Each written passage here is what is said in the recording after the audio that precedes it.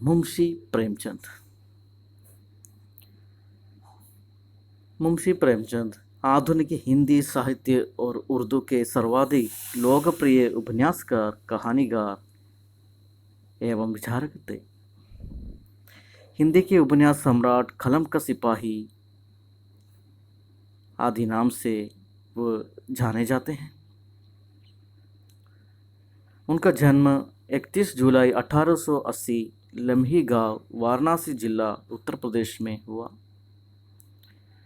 उनका वास्तविक नाम धनपत राय श्रीवास्तव था।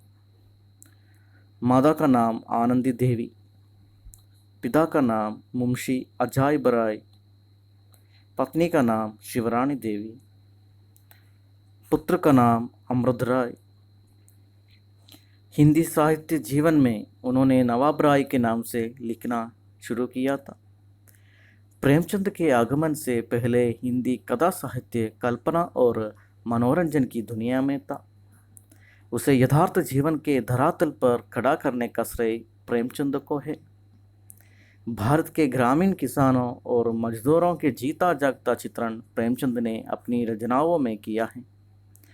उनका कथा साहित्य में देश प्रेम, दलितों, नारियों, किसानों आदि की पीड़ा, वर्ण व्यवस्था की कुरीतियाँ, जमींदारों और अंग्रेज़ों के अत्याचार आदि का मार्मिक चित्रण किया गया है।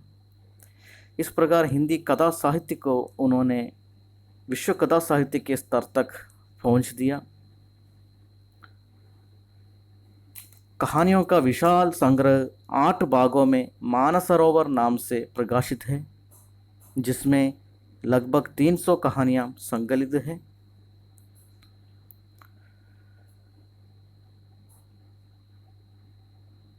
कफन, पूस की रात, बड़े घर की बेटी, नमक का दारोगा, पंच परमेश्वर, बुड्ढी काकी, 2 बैलों की कथा, मंत्र, ईदगाह आदि 300 से अधिक कहानियां लिखकर उन्होंने हिंदी साहित्य भंडार को वृद्धि की।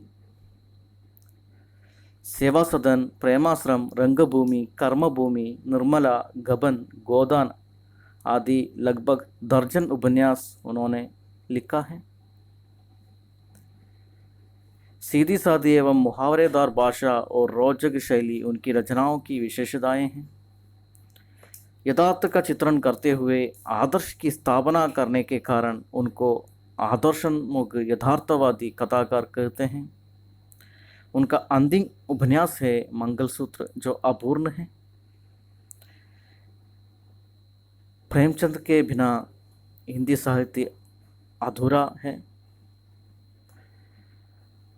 मुंशी प्रेमचंद जी की निधन 8 अक्टूबर 1936 में हुआ।